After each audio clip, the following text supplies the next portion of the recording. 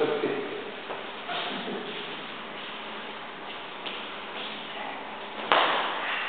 a sad jedan čovjek.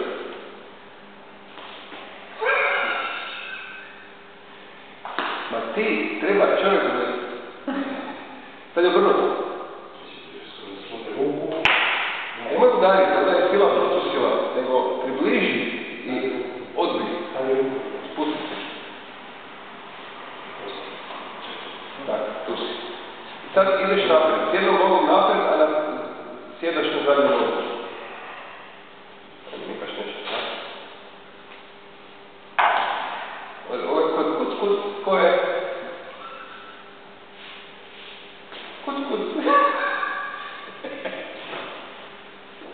A prenesi energiju u to.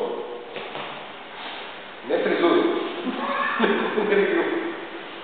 Tako raš. Ajde. Desno nogo.